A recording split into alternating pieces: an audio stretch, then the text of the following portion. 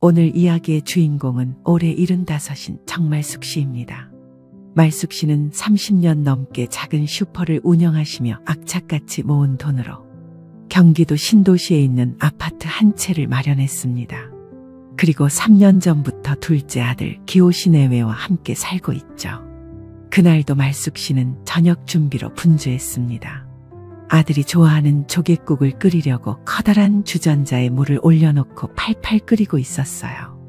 냉장고에서 조개를 꺼내려고 몸을 돌리는 순간이었습니다. 아! 구독과 좋아요, 알람 설정 꾹 눌러주세요. 갑자기 발에 걸린 슬리퍼 때문에 비틀거리며 넘어질 뻔한 말숙 씨가 균형을 잡으려다 주전자를 건드렸습니다. 끓고 있던 물이 든 주전자가 기울어지며 팔팔 끓는 물이 그대로 말숙 씨 오른손 등에 쏟아져 내렸어요. 아이고, 아이고야! 말숙 씨는 비명을 지르며 싱크대로 달려가 찬물에 손을 담갔습니다. 하지만 이미 늦었어요. 뜨거운 물에 데인 손등이 순식간에 빨갛게 부어오르더니 물집까지 잡히기 시작했습니다. 수진아, 수진아! 말숙 씨가 며느리를 부르자 거실에서 TV를 보고 있던 수진 씨가 귀찮다는 표정으로 부엌으로 들어왔습니다. 어머님, 뭐 때문에 그러세요? 드라마 보고 있는데. 손을 대었어. 물이 쏟아져서 화상을 입었어. 너무 쓰라리고 벌써 물집도 잡혔어. 말숙 씨는 떨리는 목소리로 손등에 물집을 보여주었습니다. 보기에도 심각해 보이는 화상이었어요. 어머님, 그 정도로 뭘 그러세요? 찬물에 담그고 있으면 괜찮아져요. 이게 그 정도야? 물집까지 잡혔는데 병원에 가봐야 하는 거 아니냐? 병원요? 에이, 그럴 것까지야 있어요. 파스나 발라두세요. 저 친구들이랑 약속 있어서 나가야 하거든요. 말숙 씨는 귀를 의심했습니다. 자신이 이렇게 아픈데 며느리가 친구 만나러 나간다고 하는 게 믿어지지 않았어요. 수진아, 그래도 이렇게 아픈데. 어머님도 참, 그 정도로 뭘 그러세요? 꾀병 아니에요? 저는 정말 바빠서 못 도와드려요. 꾀병이라는 말에 말숙 씨는 할 말을 잃었습니다. 평생 아픈 소리 한 번 안 하고 살아온 자신에게 꾀병이라니요. 약국에서 화상 연고 사다 바르세요. 그럼 저 나갈게요. 수진 씨는 그렇게 말하고는 정말로 핸드백을 들고 현관으로 향했습니다. 문이 닫히는 소리와 함께 집안은 조용해졌어요. 말숙 씨는 싱크대에 서서 계속 찬물에 손을 담그고 있었지만 통증은 줄어들지 않았습니다. 오히려 시간이 갈수록 더 아파왔어요. 기호는 언제 들어오나? 아들 기호 씨는 회사 야근 때문에 밤늦게 들어온다고 했습니다. 말숙 씨는 혼자서 이 고통을 견뎌내야 했어요. 밤이 깊어갈수록 화상 부위의 통증은 더욱 심해졌습니다. 물집이 더 커졌고 손등 전체가 빨갛게 부어올랐어요. 말숙 씨는 진통제라도 찾으려 했지만 집에 있는 건 혈압약뿐이었습니다. 새벽 2시가 넘어서야 참을 수 없었던 말숙 씨는 택시를 불러 혼자 응급실로 향했습니다. 응급실 의사는 말숙 씨의 손을 보자마자 심각한 표정을 지었어요. 어르신, 이건 이도 화상입니다. 왜 이렇게 늦게 오셨어요? 감염될 위험이 있어서 바로 치료해야 합니다. 집에서 찬물에 담그고 있었는데 너무 아파서요. 가족분들은 어디 계세요? 이런 화상을 혼자 놔두시면 안 되는데. 말숙 씨는 대답할 수 없었습니다. 며느리가 꾀병이라고 했다는 말을 어떻게 할 수 있겠어요. 치료를 받고 집에 돌아온 것은 새벽 4시였습니다. 말숙 씨는 붕대를 감은 손을 보며 한숨을 깊게 쉬었어요. 30년 넘게 남의 눈치 안 보고 당당하게 살아온 자신이 이제는 며느리 눈치를 봐야 하는 신세가 되었다는 게 서러웠습니다. 다음 날 아침 기호 씨가 어머니의 붕대 감은 손을 보고 놀라며 물었습니다.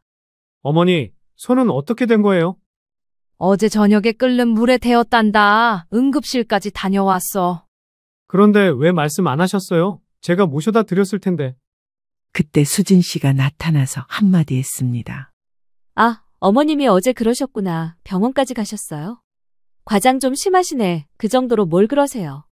기호 씨는 잠시 망설이더니 말했습니다. 수진아, 그래도 어머니가 다치셨는데. 여보, 어머님이 너무 예민하신 것 같아요. 저도 요리하다가 데이는 일 많지만 이렇게까지 안 해요. 그래도 어머님도 나이 드시니까 작은 일에도 예민해지시는 거 아닐까요? 정말 자신이 과장하고 있는 건지, 정말 꾀병을 부리고 있는 건지 혼란스러웠어요. 하지만 붕대를 풀어보니 상처는 생각보다 심각했습니다. 물집이 터지면서 진물이 나고 있었고 감염의 징후도 보였어요. 말숙 씨는 그제서야 깨달았습니다. 자신의 고통을 가장 가까운 가족이 외면하고 있다는 걸요. 그날 밤 말숙 씨는 잠 못 이루며 천장을 바라보았습니다. 3년 전 이 집에서 함께 살기 시작할 때만 해도 행복한 가정을 꿈꿨는데 이제는 자신이 이 집에서 짐이 되어가고 있다는 생각이 들었어요. 며느리의 그 차가운 시선과 꾀병이라는 말이 계속 귓가에 맴돌았습니다. 사실 말숙 씨와 며느리 수진 씨의 관계가 처음부터 이렇게 틀어진 건 아니었습니다. 3년 전을 돌이켜보면 상황은 정반대였어요. 그때 말숙 씨는 30년 넘게 운영하던 작은 슈퍼를 정리하고 있었습니다. 무릎도 아프고 체력도 예전 같지 않아서 더 이상 가게 일을 할 수가 없었거든요. 가게를 정리하면서 받은 권리금과 평생 모은 적금으로 경기도 신도시 아파트 한 채를 마련했죠. 기호야, 이제 네가 장가도 갔으니 이 집에서 같이 살자. 말숙 씨는 당시 그 아파트 전세가가 3억이었는데 아들 내외에게 전세금 한 푼 받지 않고 아파트를 내어주었습니다. 하지만 혹시 모를 만일을 대비해 2년 후 계약 만료로 무상거주 계약서를 하나 작성을 해두었습니다. 그때 수진 씨는 정말 다른 사람이었습니다. 어머님, 정말 죄송해요. 저희가 이런 큰 도움을 받아도 되나요? 뭘 그러니 가족인데 네가 우리 기호 잘 돌봐주는 것만으로도 고맙구나. 어머님께서 이렇게 좋은 집까지 마련해 주시고 제가 어머님을 정말 잘 모시겠어요. 진짜 친딸처럼 할게요. 수진 씨는 그때 정말 눈물까지 글썽이며 말했습니다. 말숙 씨는 그 모습을 보고 마음이 뭉클했어요. 우리 기호가 좋은 사람을 만났구나. 이제 마음 편히 늙을 수 있겠다. 말숙 씨는 정말 그렇게 생각했습니다. 하나뿐인 둘째 아들이 착한 며느리를 만나서 안정된 집에서 살게 되었으니 더 바랄 게 없었어요. 처음 몇 달은 정말 행복했습니다. 수진 씨는 아침마다 말숙 씨 방에 와서 안부를 물었고 함께 시장도 가고 요리도 배우려고 했어요. 어머님, 이 조림은 어떻게 만드는 거예요? 기호 오빠가 어릴 때부터 좋아했다고 하더라고요. 그래, 우리 기호가 어릴 때 이것만 해주면 밥을 금세 다 먹곤 했지. 가르쳐 주세요. 저도 기호 오빠 좋아하는 음식 만들어드리고 싶어요. 그런 며느리가 얼마나 기특했는지 모릅니다. 말숙 씨는 수진 씨에게 자신이 알고 있는 요리법을 하나하나 가르쳐 주었어요. 하지만 변화는 결혼 6개월쯤 지나면서 조금씩 시작되었습니다. 수진 씨가 미용실에 다니는 횟수가 늘어났어요. 어머님, 저 오늘 미용실 가고 올게요. 처음에는 일주일에 한 번이었는데 어느 순간부터 주에 2~3번씩 나가기 시작했습니다. 머리를 자르는 것도 아니고 관리를 받는다고 하더군요. 어머님, 요즘 여자들은 다 이렇게 관리해요. 안 그러면 촌스러워 보여요. 말숙 씨는 이해하려고 노력했습니다. 젊은 사람들은 그럴 수도 있다고 생각했어요. 그러던 중 말숙 씨는 이웃집 김 사장을 만나게 되었습니다. 김 사장은 말숙 씨가 슈퍼를 운영할 때부터 단골이었던 동네 부동산 중개업소 사장이었어요. 사모님, 요즘 어떻게 지내세요? 며느리하고 잘 지내죠? 네, 그럭저럭요. 김 사장님은 어떠세요? 저도 뭐 그냥저냥이죠. 그런데 말숙 씨 며느리분 참 젊고 예쁘더라고요. 자주 나가시던데. 김 사장의 말에 말숙 씨는 조금 신경이 쓰였습니다. 수진 씨가 생각보다 자주 외출하고 있었던 거죠. 그즈음 큰 며느리 수연 씨가 친정에 들렀습니다. 수연 씨는 은행에서 일한 경험이 있어서 말숙 씨가 많이 의지하는 며느리였어요.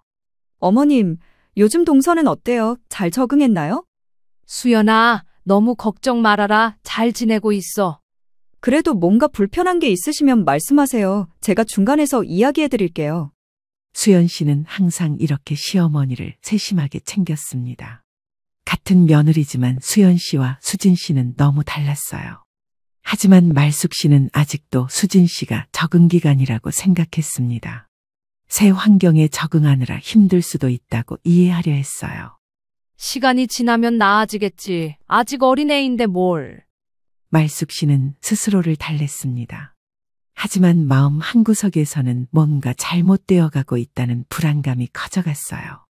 어느 날 수진 씨가 새 옷을 입고 나타났습니다. 명품 브랜드의 옷이었어요. 수진아, 그 옷 새로 산 거니?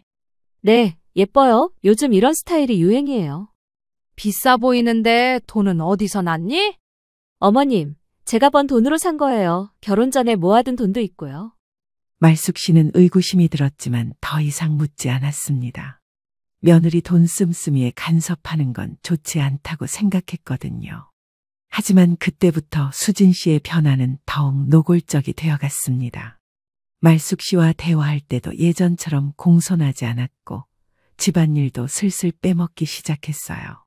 수진아, 어머니가 혼자 청소하시는데 도와드려야 하는 거 아니야? 여보, 어머님이 더 잘하시잖아요. 제가 하면 오히려 잔소리만 들어요. 기호 씨도 처음에는 아내에게 말을 했지만 수진 씨가 서운하다고 하면 금세 입을 다물어 버렸습니다. 말숙 씨는 그런 모습들을 보면서도 참았습니다. 아들이 행복해 보였기 때문이에요. 그리고 무엇보다 자신이 너무 까다롭게 굴면 안 된다고 생각했습니다. 내가 늙어서 옛날 방식만 고집하는 건 아닐까? 젊은 사람들은 다 저럴 수도 있어. 말숙 씨는 자신을 탓하며 며느리의 변화를 받아들이려 했습니다. 하지만 그것이 얼마나 큰 착각이었는지 그때는 알지 못했어요.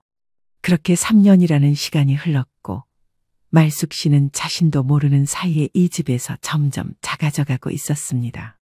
그리고 그 끝에 어젯밤 같은 일이 벌어진 거였어요. 수진 씨의 변화가 본격적으로 드러나기 시작한 건 결혼 1년째부터였습니다. 그때까지만 해도 말숙 씨는 수진 씨가 집안일을 도와주고 있다고 생각했어요. 하지만 어느 날 수진 씨가 말숙 씨를 찾아와 이런 이야기를 꺼냈습니다. 어머님, 저희가 이 집에서 살면서 관리비나 생활비를 전혀 안 드리는 게 좀 그런 것 같아요. 뭘 그런 소리를 하니? 우리가 가족인데. 그래도 어머님 혼자 다 부담하시는 게 마음에 걸려요. 저희가 조금이라도 보태드리고 싶어요. 말숙 씨는 며느리가 이런 말을 하니까 오히려 기특했습니다. 생각이 참 깊다고 생각했어요. 그래, 네 마음은 고맙지만 관리비는 내가 낼 테니 너희는 신경 쓰지 마라. 아니에요. 어머님, 저희도 이 집의 일원인데 당연히 분담해야죠. 월 200만 원 정도 드리면 될까요? 200만 원이라는 금액에 말숙 씨는 조금 놀랐습니다. 관리비는 월 15만 원 정도였는데 200만 원이면 너무 많은 것 같았어요. 200만 원은 너무 많지 않니? 관리비도 얼마 안 되는데. 어머님, 관리비만 생각하시면 안 되죠. 수도, 전기, 가스비도 있고 식비도 있잖아요. 수진 씨는 차근차근 설명했습니다. 듣고 보니 일리가 있는 말이었어요. 어머님께서 평생 모으신 돈으로 이 집까지 마련해 주셨는데 저희가 생활비까지 안 드리면 너무 송구스럽잖아요. 결국 말숙 씨는 수진 씨의 말에 동의했습니다. 사실 말숙 씨도 슈퍼를 정리한 후 수입이 없어서 생활비 부담이 컸거든요. 그래, 그럼 너희가 그렇게 하고 싶다면 그렇게 하자. 그렇게 해서 매달 200만 원씩 받기 시작했는데 문제는 그 다음부터였습니다. 수진 씨의 씀씀이가 급격히 늘어났어요. 어느 날 수진 씨가 비싼 명품 핸드백을 들고 나타났습니다. 수진아, 그 가방 새로 산 거니? 비싸 보이는데. 어머님, 이거 제 돈으로 산 거예요. 괜찮죠? 물론 네 돈이지만 너무 비싸 보여서 걱정이 되는구나. 어머님, 요즘 여자들은 다 이런 거 하나씩은 가지고 있어요. 저도 친구들 만날 때 너무 초라하면 안 되잖아요. 수진 씨는 그렇게 말하며 자신의 핸드백을 자랑스럽게 보여주었습니다. 가격을 물어보니 150만 원이라고 하더군요. 말숙 씨는 깜짝 놀랐습니다. 자신은 평생 가방에 그런 돈을 써본 적이 없었거든요. 150만 원이나? 어머님, 시대가 바뀌었어요. 요즘은 이 정도는 기본이에요. 그 뒤로도 수진 씨의 명품 구매는 계속되었습니다. 신발도 수십만 원짜리로 사고 화장품도 백화점에서 비싼 걸로만 샀어요. 더 문제는 미용실 출입이었습니다. 처음에는 주에 한두 번이었는데 이제는 거의 매일 나가다시피 했어요. 수진아, 미용실에 그렇게 자주 가야 하니? 어머님, 관리는 꾸준히 해야 효과가 있어요. 안 그러면 금세 늙어 보여요. 그래도 너무 자주 가는 것 같은데 돈도 많이 들잖니? 걱정 마세요. 제가 알아서 할게요. 하지만 말숙 씨는 걱정이 되었습니다. 기호 씨 월급이 300만 원 정도인데 거기서 200만 원을 집에 주고 나면 100만 원밖에 남지 않았거든요. 그런데 수진 씨 혼자 쓰는 돈이 그것보다 더 많아 보였어요. 어느 날 기호 씨가 퇴근하고 와서 피곤한 표정을 지었습니다. 어머니, 요즘 좀 힘드네요. 왜? 무슨 일이 있니? 회사에서 야근도 많고 스트레스도 받고 그런데 집에서까지 신경 쓸 일이 많아서요. 말숙 씨는 아들이 무슨 얘기를 하는 건지 궁금했습니다. 무슨 일인데? 수진이가 요즘 용돈이 부족하다고 자꾸 그러네요. 제 월급으로는 감당이 안 되는 것 같아요. 그제서야 말숙 씨는 상황을 이해했습니다. 수진 씨가 200만 원을 생활비로 낸다고 했지만 실제로는 그보다 훨씬 많이 쓰고 있었던 거였어요. 기호야, 돈이 부족하면 나한테 말해야지. 왜 혼자 끙끙거리니? 어머니한테 어떻게 그런 말을 해요? 이미 충분히 도움을 받고 있는데. 말숙 씨는 아들이 안쓰러웠습니다. 하지만 더 안쓰러운 건 며느리가 남편의 형편을 생각하지 않고 자기 마음대로 돈을 쓰고 있다는 거였어요. 그날 밤 말숙 씨는 수진 씨와 이야기를 해보기로 했습니다. 수진아, 기호가 요즘 힘들어하는 것 같은데 돈 쓰는 걸 조금 줄여보면 어떨까? 어머님, 제가 뭘 그렇게 많이 써요? 미용실도 자주 가고 옷도 자주 사고 그러니까. 어머님, 요즘 여자들은 다 그래요. 관리 안 하면 남편이 바람핀다고 해요. 수진 씨는 오히려 자신이 남편을 위해서 그러는 거라고 주장했습니다. 그리고 저 혼자 돈 쓰는 것도 아니에요. 기호 오빠 옷도 사주고 기호 오빠 좋아하는 음식도 사다 주고 그래요. 그래도 남편이 힘들어하는데 조금은 줄여야 하는 거 아니냐? 어머님, 200만 원으로는 요즘 세상에 너무 부족해요. 말숙 씨는 할 말을 잃었습니다. 200만 원도 부족하다니. 자신이 슈퍼할 때는 한 달에 100만 원으로도 넉넉히 살았는데 말이에요. 수진아, 200만 원이면 충분하지 않니? 어머님, 시대가 바뀌었어요. 요즘 물가가 얼마나 올랐는지 아세요? 결국 그날 대화는 평행선을 그었습니다. 수진 씨는 자신의 소비가 정당하다고 생각했고 말숙 씨는 이해할 수 없었어요. 그 후로도 수진 씨의 소비는 계속되었습니다. 심지어 집안 살림도 점점 안 하기 시작했어요. 수진아, 설거지 좀 부탁한다. 어머님, 저 손톱 관리 받았어서 물에 손 담그면 안 돼요. 그럼 청소는? 어머님이 더 잘하시잖아요. 제가 하면 또 잔소리 들을까 봐요. 말숙 씨는 점점 이해할 수 없었습니다. 생활비는 받으면서 집안일은 안 하겠다는 게 말이 되는 소리인가 싶었어요. 어느 날 김 사장을 만났을 때 그 이야기를 털어놓았습니다. 말숙 씨, 그건 좀 이상한데요. 며느리가 생활비는 내면서 집안일은 안 한다고요? 김 사장님, 요즘 젊은 사람들이 다 그런 건 아닐까요? 아니에요. 말숙 씨, 우리 집 며느리는 그렇지 않은데요. 뭔가 이상해요. 김 사장의 말에 말숙 씨는 처음으로 의구심을 갖기 시작했습니다. 정말 자신의 며느리만 특별한 건 아닐까 하고 말이에요. 그렇게 해서 말숙 씨는 수진 씨를 더 자세히 관찰하기 시작했습니다. 그리고 곧 더 충격적인 사실을 알게 되었어요. 말숙 씨가 수진 씨를 더 자세히 관찰하기 시작하면서 발견한 것들은 충격적이었습니다. 수진 씨의 하루 일과를 보니 집안일은 거의 하지 않으면서 자신만의 시간을 보내는데 모든 시간을 쓰고 있었어요. 아침에 일어나면 제일 먼저 하는 일이 화장이었습니다. 거울 앞에 앉아서 1시간 넘게 화장을 하고 옷을 고르는데도 한참이 걸렸어요. 수진아, 아침은 안 먹고 가니? 어머님, 저 다이어트 중이라서 아침은 안 먹어요. 그리고 늦었어요. 수진 씨는 그렇게 말하고는 서둘러 나가버렸습니다. 아침 설거지와 정리는 당연히 말숙 씨의 몫이었어요. 점심때가 되어서 돌아오면 또 다른 옷으로 갈아입고 오후에 또 나갔습니다. 어디 가니? 피부 관리 받으러 가요. 요즘 트러블이 생겨서요. 저녁은 집에서 먹을 거지? 글쎄요. 친구들이랑 만나기로 했는데 시간 봐서요. 그렇게 말하고 나간 수진 씨는 밤늦게 들어왔습니다. 저녁 준비는 물론 말숙 씨가 혼자 했어요. 더 속상한 건 말숙 씨가 해놓은 음식에 대한 태도였습니다. 수진아, 오늘 네가 좋아한다던 돈가스 해봤다. 어머님, 기름진 음식은 피부에 안 좋아요. 그리고 칼로리도 너무 높고요. 그럼 뭘 해줄까? 저는 샐러드 위주로 먹으려고요. 어머님이 드세요. 말숙 씨가 정성껏 만든 음식을 매번 거부당하니 기가 막혔습니다. 그러면서도 배달 음식은 자주 시켜 먹더군요. 어느 날은 말숙 씨가 TV를 보고 있는데 수진 씨가 들어와서 채널을 바꿔버렸습니다. 수진아, 내가 보고 있었는데 어머님, 이 프로그램 재미있어요. 잠깐만 볼게요. 난 뉴스를 보고 있었단다.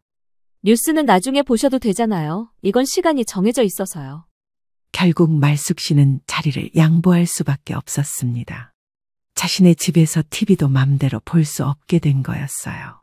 더 심각한 건 말숙 씨의 친구들에 대한 태도였습니다. 말숙 씨가 오랜 친구를 집에 초대하려고 하면 노골적으로 싫어했어요. 수진아, 내일 오랜 친구가 놀러 온다고 했잖니? 어머님, 꼭 집에서 만나야 해요? 밖에서 만나시면 안 되나요? 집에서 차나 한잔 하는 게 뭐가 문제니? 집안이 어수선해지잖아요. 그리고 저는 친구들이랑 약속이 있어서 일찍 나가야 해요. 결국 말숙 씨는 친구와의 만남을 카페로 옮겨야 했습니다. 자신의 집에서 친구도 마음 편히 부를 수 없게 된 거였어요. 그런데 정작 수진 씨는 자신의 친구들은 자주 불러들였습니다. 젊은 친구들이 와서 큰 소리로 웃고 떠들어도 그건 상관없다는 식이었어요. 어느 날 수진 씨 친구들이 와서 거실에서 시끄럽게 떠들고 있었습니다. 말숙 씨는 방에서 나와 조용히 해달라고 부탁했어요. 애들아, 좀 조용히 해줄 수 있니? 옆집에 피해가 될 것 같구나. 그러자 수진 씨가 불쾌한 표정으로 말했습니다. 어머님, 저희가 그렇게 시끄러웠나요? 그냥 조금 수다 떨고 있는 건데. 아니, 시끄럽다는 게 아니라 시간이 늦어서. 어머님 세대랑 저희 세대랑은 생활 패턴이 달라요. 이 시간은 저희한테는 아직 이른 시간이에요. 친구들 앞에서 이렇게 말하는 며느리를 보며 말숙 씨는 얼굴이 화끈거렸습니다. 설상가상으로 수진 씨는 집안 인테리어에도 간섭하기 시작했습니다. 어머님, 거실 소파 좀 바꿔보면 어때요? 너무 오래된 것 같아요. 그 소파가 뭐가 문제니? 아직 멀쩡한데. 어머님, 요즘 트렌드는 이런 게 아니에요. 친구들이 와도 좀 창피해요. 창피하다는 말에 말숙 씨는 마음이 아팠습니다. 자신이 고른 가구들이 며느리에게는 창피한 것이었나 봐요. 그리고 벽지도 너무 촌스러워요. 요즘은 이런 꽃무늬 안 써요. 이 벽지는 내가 정성껏 골라서 바른 건데. 어머님 취향은 알겠는데 요즘 젊은 사람들 눈에는 좀 그래요. 결국 거실 인테리어는 수진 씨 마음대로 바뀌었습니다. 말숙 씨가 좋아하던 따뜻한 색감 대신 차가운 모던 스타일로 바뀌었어요. 더 심각한 건 말숙 씨의 건강 문제에 대한 무관심이었습니다. 말숙 씨는 고혈압이 있어서 정기적으로 병원에 가야 했는데 수진 씨는 한 번도 동행해 본 적이 없었어요. 수진아, 내일 병원 가는데 같이 가줄 수 있니? 어머님, 제가 미용실 예약해놨어요. 다른 날로 옮기시면 안 되나요? 병원 예약을 바꾸기가 어려운데. 어머님, 병원은 혼자서도 갈 수 있잖아요. 택시 타고 가시면 돼요. 혼자 병원에 가는 게 당연하다는 듯이 말하는 며느리를 보며 말숙 씨는 서러웠습니다. 어느 날은 말숙 씨가 어지러워서 쓰러질 뻔한 적이 있었어요. 그때도 수진 씨의 반응은 차가웠습니다. 어머님, 혈압약 드셨어요? 약 안 드시고 그러시는 거 아니에요? 약은 먹었는데 갑자기 어지러워서. 나이 드시니까 그런 거예요. 좀 쉬시면 괜찮아질 거예요. 병원에 가자는 말은 꺼내지도 않았습니다. 그냥 알아서 쉬라는 식이었어요. 이런 일들이 반복되면서 말숙 씨는 점점 위축되어 갔습니다. 자신의 집인데도 눈치를 보게 되고 무엇을 하든 며느리 기분을 살펴야 했어요. 큰 며느리 수연 씨가 놀러 왔을 때 그 이야기를 털어놓았습니다. 어머님, 요즘 많이 힘드세요? 수연아, 나이 들어서 그런가 봐. 뭔가 자꾸 위축되는 것 같아. 어머님, 동서가 어떻게 하는데요? 말숙 씨는 수진 씨의 행동들을 하나하나 이야기했습니다. 수연 씨는 듣다가 깜짝 놀랐어요. 어머님, 그건 좀 심한 것 같은데요. 며느리가 그렇게 하면 안 되죠. 수연아, 내가 너무 까다로운 건 아닐까? 아니에요. 어머님이 전혀 까다로우시지 않아요. 오히려 너무 참으시는 것 같아요. 수연 씨의 말에 말숙 씨는 조금 위로가 되었습니다. 자신이 잘못한 게 아니라는 걸 확인한 거였어요. 어머님, 필요하면 제가 서방님이나 동서한테 이야기해 볼게요. 아니다. 수연아, 그러면 더 복잡해질 것 같아. 하지만 상황은 더욱 악화되어 갔습니다. 수진 씨는 이제 말숙 씨를 거의 투명인 간 취급하기 시작했어요. 말을 걸어도 대답을 안 하거나 건성으로 대답했습니다. 말숙 씨는 그제서야 깨달았습니다. 자신이 이 집에서 점점 존재감을 잃어가고 있다는 것을, 그리고 이대로는 안 된다는 것을 말이에요. 그리고 그 운명의 날이 찾아왔습니다. 바로 말숙 씨가 화상을 입었던 그날 말이에요. 하지만 화상 사고 자체보다 더 충격적이었던 건 그 이후에 벌어진 일들이었습니다. 말숙 씨는 새벽에 응급실에서 치료를 받고 돌아온 후 하루 종일 극심한 고통에 시달렸습니다. 의사가 처방해준 진통제를 먹어도 통증은 쉽게 가라앉지 않았어요. 다음 날 오후 말숙 씨는 붕대를 감은 손으로 힘겹게 점심을 준비하고 있었습니다. 한 손으로는 할 수 있는 일이 제한적이었지만 그래도 가족들 끼니는 챙겨야 한다고 생각했거든요. 그때 수진 씨가 외출해서 돌아왔습니다. 쇼핑백을 여러 개 들고 있었어요. 수진아, 어디 갔다 왔니? 백화점 갔다 왔어요. 친구들이랑 쇼핑하고 커피도 마시고요. 말숙 씨는 며느리가 자신이 아픈 걸 알면서도 놀러 나갔다는 사실에 서운했지만 아무 말 하지 않았습니다. 그래, 힘들었겠구나. 점심은 먹었니? 친구들이랑 이탈리안 레스토랑에서 먹었어요. 그런데 어머님은 뭐 하세요? 점심 준비하고 있었어. 수진 씨는 그제야 말숙 씨의 붕대 감은 손을 자세히 보았습니다. 하지만 걱정스러운 표정 대신 짜증스러운 표정을 지었어요. 어머님, 아직도 그러고 계세요? 어제 그 정도로 뭘 그러셨다고. 수진아, 이게 그 정도가 아니야. 밤새 잠도 못 잤어. 어머님, 과장이 좀 심하시네요. 화상이라고 해봤자 물집 좀 생긴 거 아니에요? 말숙 씨는 며느리의 말에 기가 막혔습니다. 의사가 이도 화상이라고 진단했고 감염 위험까지 있다고 했는데 과장이라니요. 수진아, 의사가 이 도 화상이라고 했어. 그리고 감염될 수도 있다고. 어머님, 요즘 의사들이 다 그래요. 조금만 다쳐도 심각하다고 하면서 비싼 치료받게 하려고요. 그게 무슨 소리니? 정말이에요. 제 친구도 비슷하게 다쳤는데 며칠 지나니까 괜찮아졌어요. 말숙 씨는 할 말을 잃었습니다. 며느리가 자신의 고통을 이해하려고 하지 않을 뿐만 아니라 의료진의 진단까지 의심하고 있었거든요. 그때 기호 씨가 퇴근하고 들어왔습니다. 어머니, 손은 좀 어떠세요? 아직 많이 아프구나. 밤에 잠도 제대로 못 잤어. 그럼 오늘 다시 병원에 가보시는 게 어떨까요? 말숙 씨는 아들의 말에 조금 위로가 되었습니다. 그래도 아들은 자신을 걱정해 주는구나 싶었어요. 하지만 수진 씨가 끼어들었습니다. 여보, 어머님이 너무 예민하게 반응하시는 것 같아요. 어제도 그 정도로 응급실까지 가시고. 수진아, 그래도 어머니가 아프다고 하시는데. 여보는 너무 순진해요. 어머님이 관심 받고 싶어서 그러시는 거 아닐까요? 관심 받고 싶어서 그런다는 말에 말숙 씨는 충격을 받았습니다. 75년을 살아오면서 이런 모독을 당해본 적이 없었어요. 수진아, 내가 언제 관심 받으려고 꾀병을 부린 적이 있니? 어머님, 꾀병이라는 건 아니지만 좀 과민하게 반응하시는 것 같아요. 과민하게? 네, 요즘 나이 드신 분들이 그러시잖아요. 작은 일에도 크게 반응하시고. 말숙 씨는 더 이상 참을 수가 없었습니다. 수진아, 내가 지금 몇 살인 줄 아니? 75년을 살아오면서 언제 작은 일에 호들갑을 떤 적이 있었니? 어머님, 제가 그런 뜻으로 말한 게 아니라. 그럼 무슨 뜻으로 말한 거니? 내가 거짓말을 하고 있다는 뜻 아니냐? 그때 기호 씨가 아내를 감쌌습니다. 어머니, 수진이가 나쁜 뜻으로 한 말이 아니에요. 어머니 걱정해서 그러는 거죠. 기호야, 네 아내가 지금 내 고통을 거짓말이라고 하는데 넌 그게 걱정이라고 생각하니? 어머니, 너무 흥분하지 마세요. 수진이도 어머니를 위해서. 기호 씨마저 아내 편을 드는 모습에 말숙 씨는 절망했습니다. 자신이 낳아 기른 아들이 며느리 편에 서서 자신을 비난하고 있었어요. 그날 저녁 상황은 더욱 악화되었습니다. 말숙 씨가 한 손으로 힘겹게 저녁을 준비하고 있는데 수진 씨가 친구와 통화를 하고 있었어요. 그런데 그 통화 내용이 충격적이었습니다. 응, 맞아. 우리 시어머니가 어제 손 좀 대었다고 응급실까지 갔어. 정말 오버하시는 거 있지. 말숙 씨는 설거지하던 손을 멈췄습니다.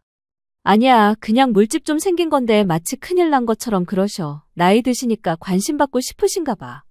며느리가 자신의 사정을 친구에게 이렇게 말하고 있다는 게 믿어지지 않았어요. 맞아. 요즘 나이 드신 분들이 다 그래. 작은 일에도 호들갑 떨고 좀 답답해 죽겠어. 말숙 씨는 더 이상 들을 수가 없어서 방으로 들어갔습니다.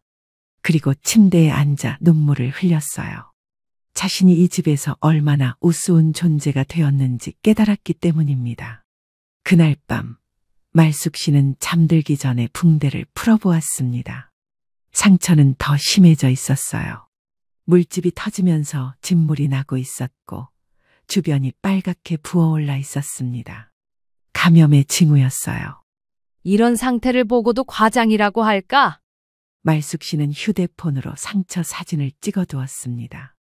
언젠가 필요할 때가 있을 것 같았거든요. 다음 날 아침 말숙 씨는 혼자서 병원에 갔습니다. 의사는 상처를 보고 심각한 표정을 지었어요. 어르신, 감염이 시작됐네요. 어제 오시라고 했는데 왜 안 오셨어요? 집에서 괜찮다고 해서요. 이런 상처는 매일 소독하고 약 발라야 합니다. 가족분이 도와드려야 하는데. 말숙 씨는 대답할 수 없었습니다. 가족이 있지만 도와주는 사람이 없다고 어떻게 말할 수 있겠어요. 의사는 더 강한 항생제를 처방해 주면서 말했습니다. 어르신, 이런 상처를 방치하면 큰일 납니다. 꼭 정해진 시간에 약 드시고 소독도 거르지 마세요.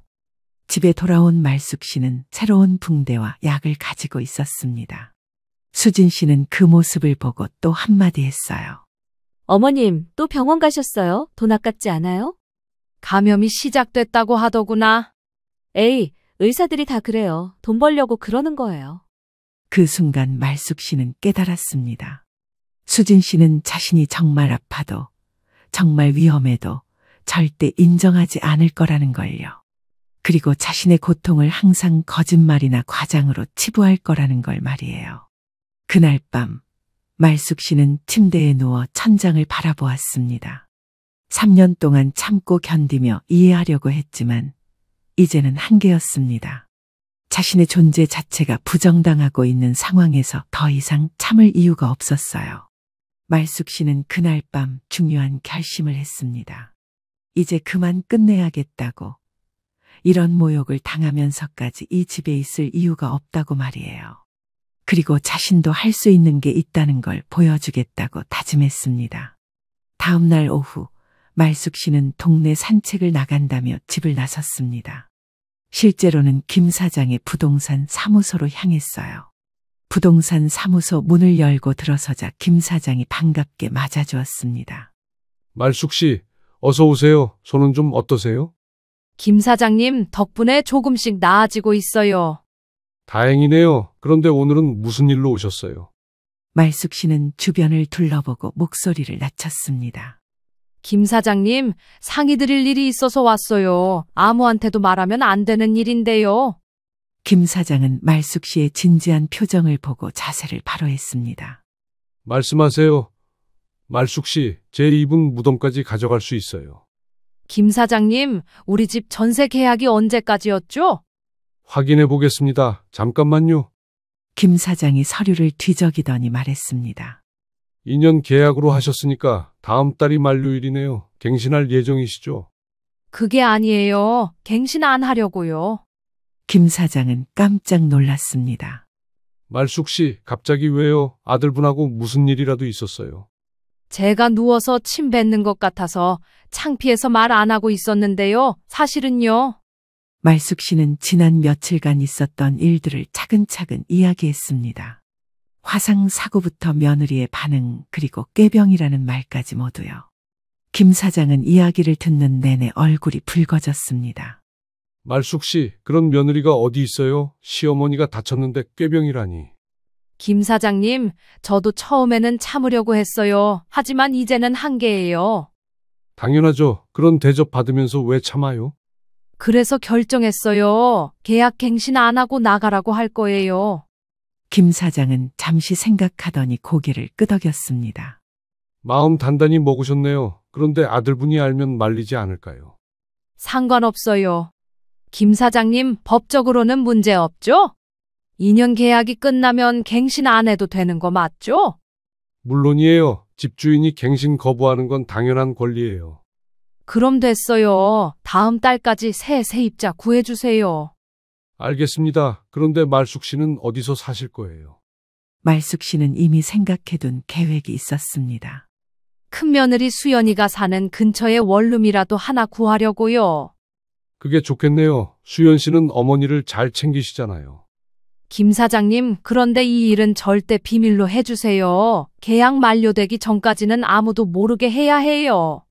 걱정 마세요. 말숙 씨, 저도 그 며느리 꼴 보기 싫으니까 통쾌하게 해드릴게요. 부동산 사무소를 나온 말숙 씨는 곧바로 큰며느리 수연 씨에게 전화를 걸었습니다. 수연아, 나야. 시간 있으면 잠깐 만날 수 있니?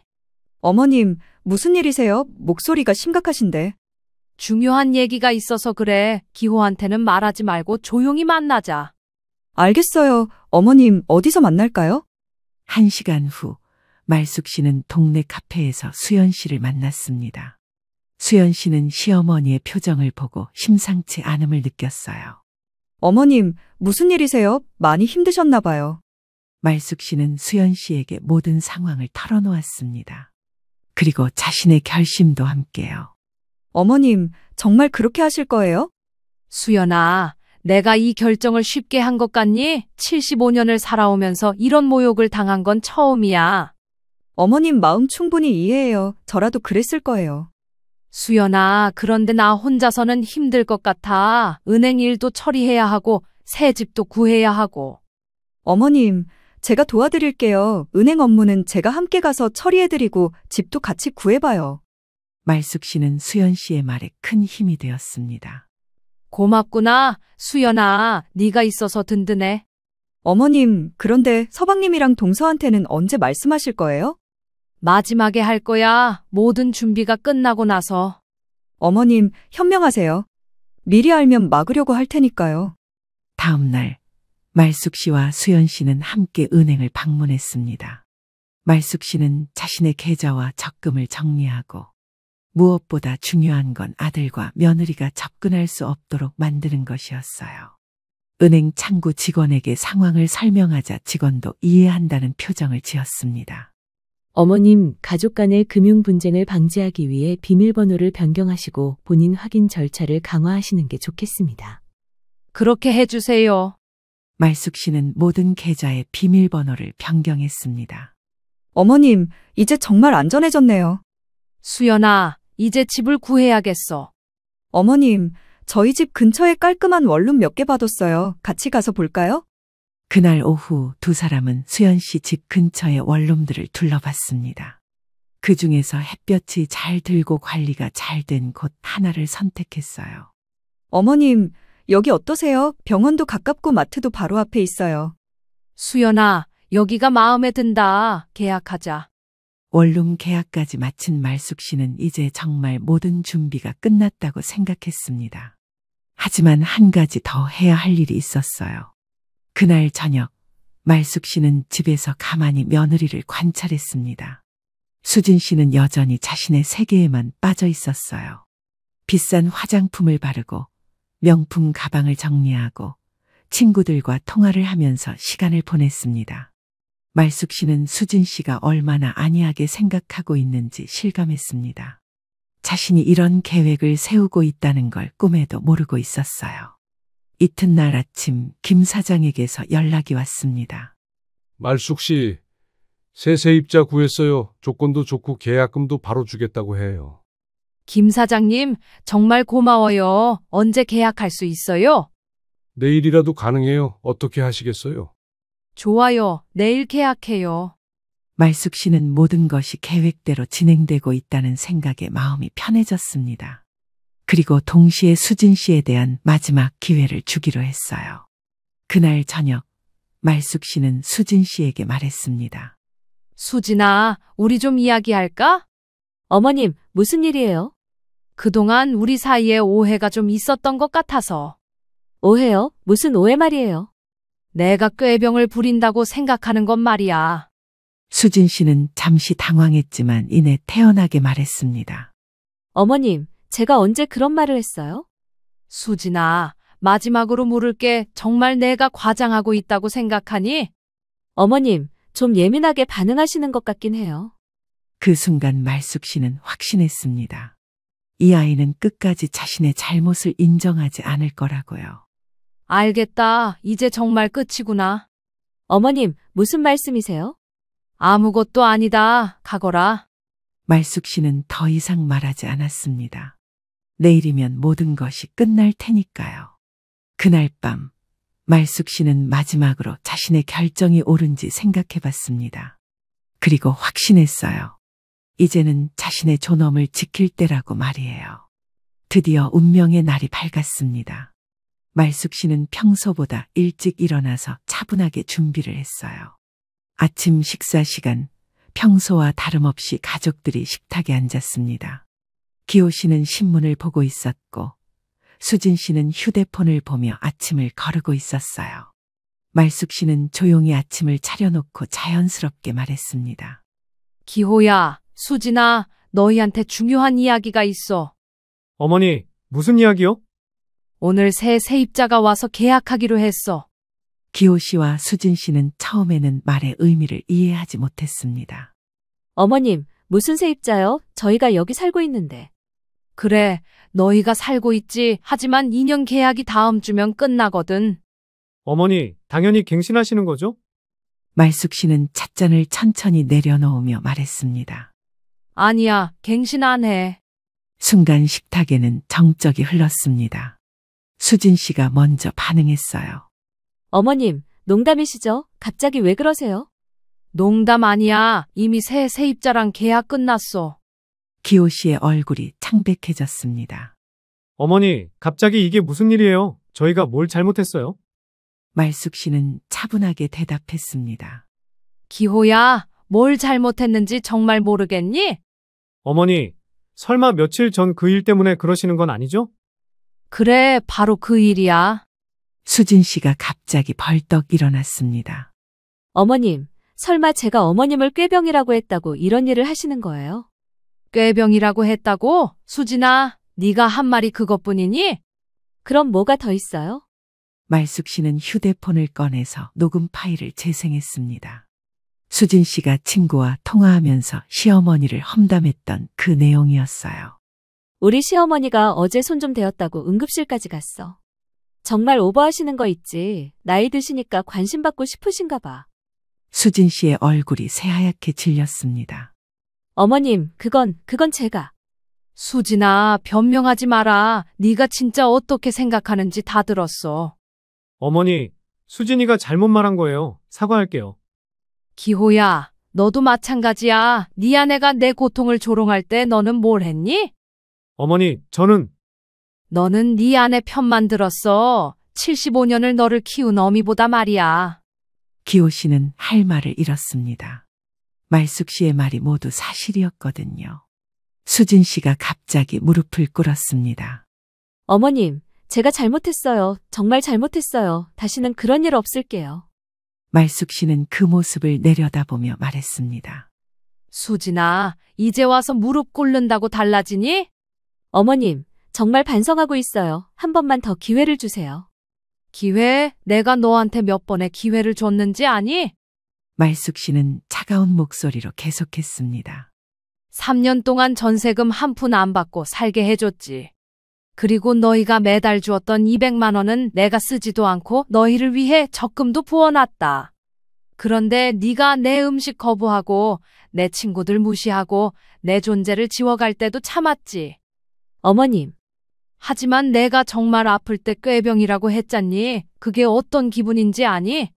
수진 씨는 눈물을 흘리며 대답했습니다. 죄송해요. 정말 죄송해요. 수진아, 너는 아직도 모르는구나. 네가 잘못한 게 뭔지. 제가 뭘 잘못했는지 가르쳐 주세요. 너는 나를 사람으로 보지 않았어. 그냥 불편한 늙은이로만 봤지. 말숙 씨는 자리에서 일어났습니다. 이제 그만하자. 다음 주까지 짐 빼고 나가라. 어머니, 저희가 어디 가서 살아요? 갑자기 집을 구하기도 어렵고. 기호야, 그건 너희가 알아서 할 일이야. 나는 더 이상 상관하지 않겠어. 그때 현관 초인종이 울렸습니다. 새 세입자가 온 것이었어요. 말숙 씨는 문을 열어주었습니다. 40대 부부가 들어왔어요. 안녕하세요. 오늘 계약하기로 한 김정우입니다. 네, 어서 오세요. 새 세입자 부부는 집안을 둘러보더니 만족스러워했습니다. 정말 좋은 집이네요. 언제부터 입주 가능한가요? 다음 주부터 가능해요. 그 모습을 본 수진 씨와 기호 씨는 이제서야 상황의 심각성을 깨달았습니다. 새 세입자와 계약을 마친 후 말숙 씨는 다시 아들 내외를 불렀습니다. 계약 끝났다. 정말로 다음 주까지 나가야 해. 어머님, 정말 이렇게 하시는 거예요? 저희를 길바닥에 내쫓으시는 거예요? 수진아, 나를 길바닥에 내쫓은 건 너야. 제가 언제요?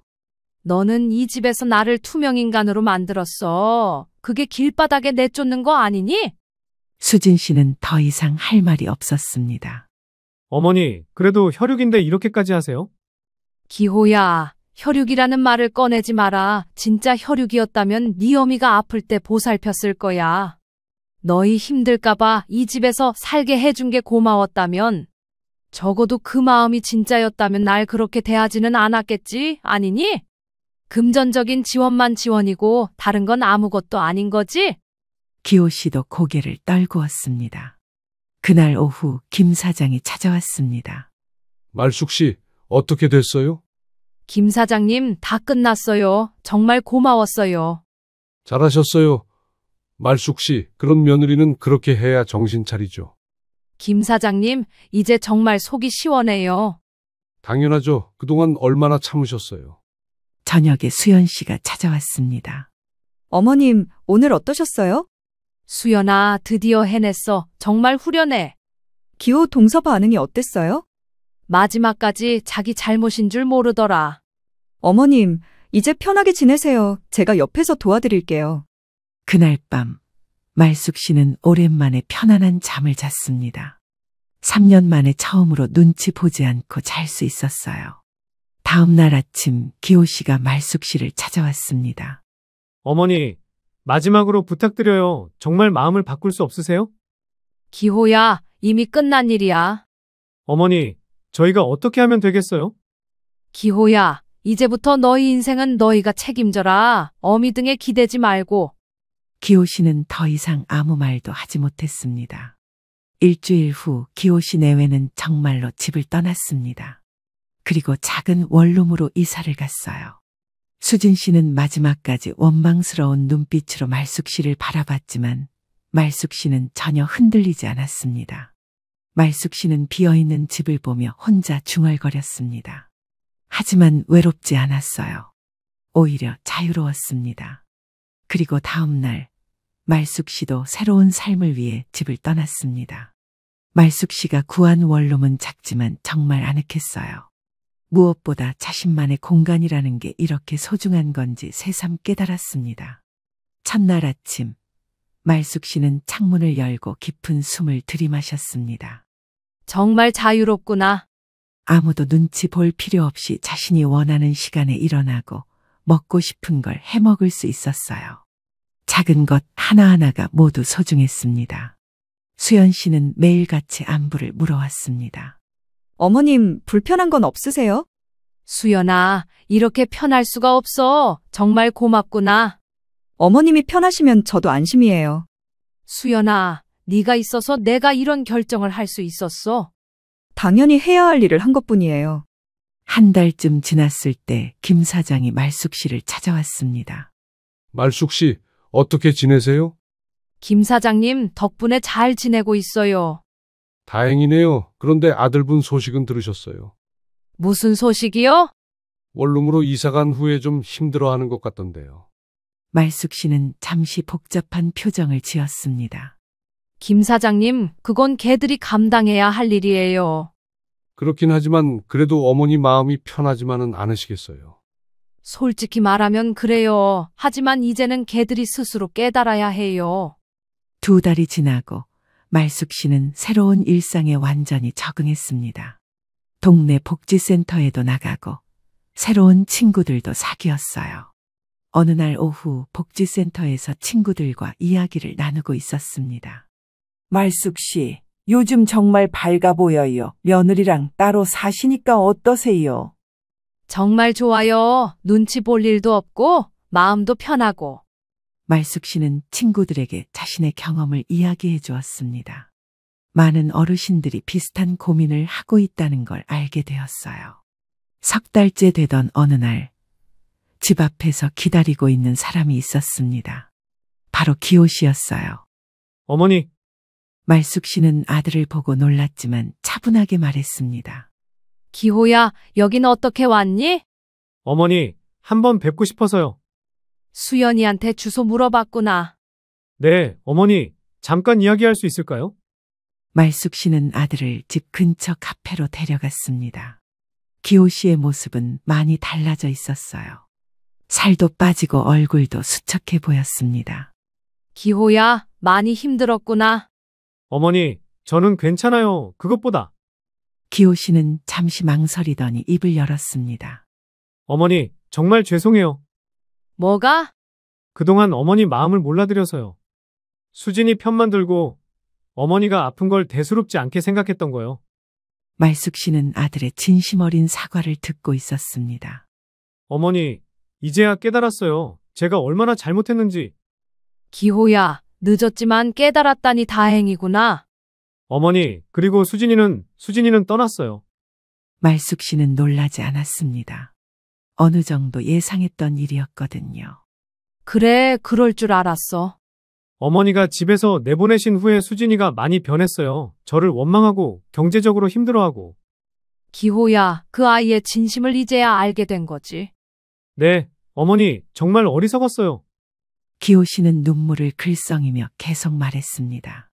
어머니, 이제 제가 혼자 살면서 느낀 건데, 어머니가 저를 위해 얼마나 많은 것을 해주셨는지 알겠어요. 기호야, 그걸 이제야 아니? 정말 죄송해요. 어머니, 제가 너무 당연하게 생각했어요. 말숙 씨는 아들의 변화한 모습을 보며 마음이 복잡했습니다. 기호야, 네가 정말 깨달았다는 게 느껴져. 그것만으로도 다행이야. 어머니, 다시 함께 살 수는 없을까요? 말숙 씨는 고개를 저었습니다. 기호야, 그건 안 돼. 나는 이제 내 인생을 살고 싶어. 어머니, 기호야, 내가 너를 미워해서 그러는 게 아니야. 하지만 이제는 각자의 길을 가야 해. 그럼 어머니, 가끔이라도 만날 수 있을까요? 말숙 씨는 잠시 생각한 후 대답했습니다.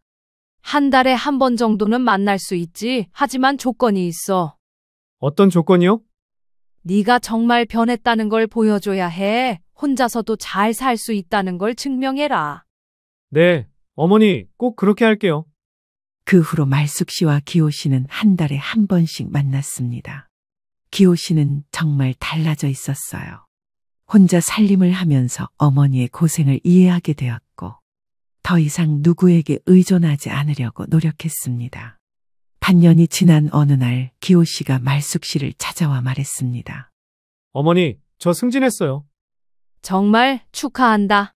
어머니 덕분이에요. 혼자 살면서 더 열심히 일하게 됐거든요. 기호야, 그건 네 노력의 결과야.